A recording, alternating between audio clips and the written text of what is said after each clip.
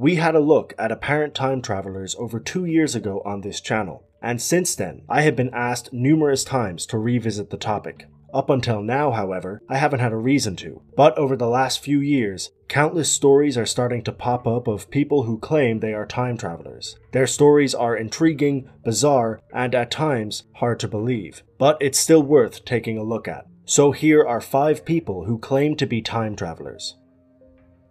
Number 1.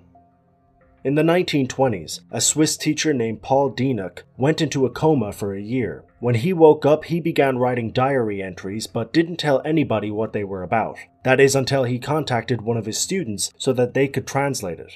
It was revealed that Paul's diary entries weren't normal at all. Instead, they were detailed accounts of a fascinating story. He claims that during his coma, he awoke in the year 3906 AD as a man named Andrew Northman, a famous physician who had also just woken up from a coma. Paul claims that their bodies must have switched somehow during both of their accidents, and also makes some interesting predictions about the future. He claims that Earth will colonize Mars in around 200 years, but a natural disaster will occur that will wipe out the 20 million people living on the planet.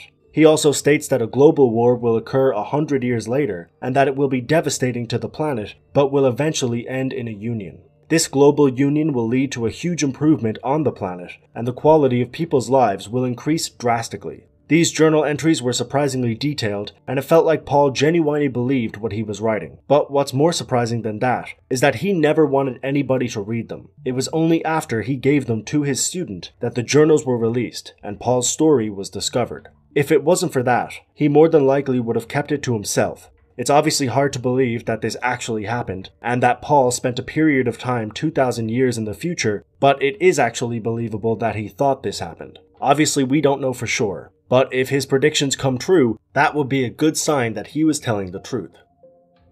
Number 2. In 2003, a computer programmer living in Iowa, known as Dave Hill, got a number of interesting emails. The messages were marked as spam, but they weren't your traditional junk emails. Instead, they were emails from a man named Bob White, offering $5,000 to whoever could get a number of bizarre items, including an AMD dimensional warp generator and a time transducing capacitor. Hill was obviously intrigued and responded to this email stating that he could get what White needed. He photoshopped an online store and even sent White a box containing an old motor that he stated was the warp generator. Hill wanted White to come clean and say that this was a joke, but he never did. Instead, he thanked him for sending him the parts and asked him to help him with obtaining more items. Dave decided to stop his charade when he realized how serious this man was being about his mission, and after these emails spread a little bit and gained some popularity, the man was identified as Robert J. Tadino, a man who was in his young 20s who truly wanted to travel through time. It's hard to tell if Tadino believed he was a time traveler or if he simply wanted to do it, because some of the emails are conflicting, with some of them saying that they are a time traveler from 2003 and others simply saying that they want to travel through time. Either way, Tadino claimed that he sent over 100 million messages, so it's probably both. He claimed that he was 100% serious and that his mental state was completely perfect, and at times that was easy to believe because he seemed quite rational, but it was later revealed that he had been diagnosed with a number of mental illnesses. It's difficult to tell how many emails were actually sent by Tadino and how many others were sent by random people who are also claiming to be time travelers, but this remains as one of the most interesting spam email stories of the last few decades. Number 3. In 2002, a French Catholic priest and writer known as Father Francois Brune wrote a book called The Vatican's New Mystery. In the book, Brune wrote about an Italian priest and scientist named Pellegrino Ernetti, who apparently built a machine with a team of scientists known as the chronovisor. This machine was allegedly able to pick up the radioactive frequencies of past events and essentially recreate them in real time, meaning the viewer could watch these events unfold as they were happening. Ernetti himself has stated that he used this machine to view certain historic events. including a performance of a lost piece of work in Rome in 169 BC, and even the crucifixion of Christ himself. He even stated that he photographed Jesus, and that photo was apparently leaked in 1972. This claim has been doubted, however, because it heavily resembles a sculpture created around the same time. While Brune and Ernetti's story is definitely interesting, a lot of people believe it's either fabricated or exaggerated. However, others believe that it's not only real, but that the machine is still being used by the Vatican today. The Vatican has been known for their numerous secrets, so certain theorists believe that they are using this device to gain more power in the world. Number 4.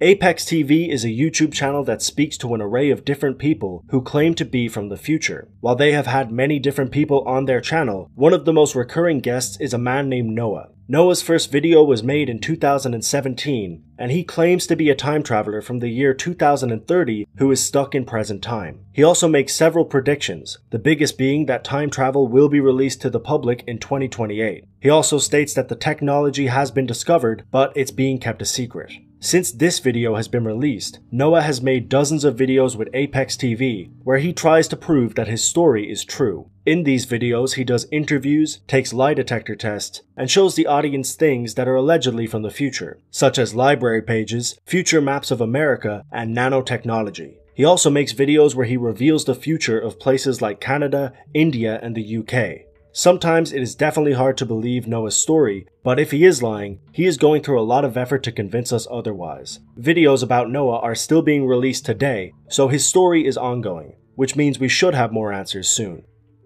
Hello to everybody who's watching me right now. I want to be clear while making this video. It is not my intent to deceive anybody.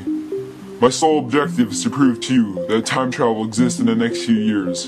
In fact, I, myself, am a time traveler.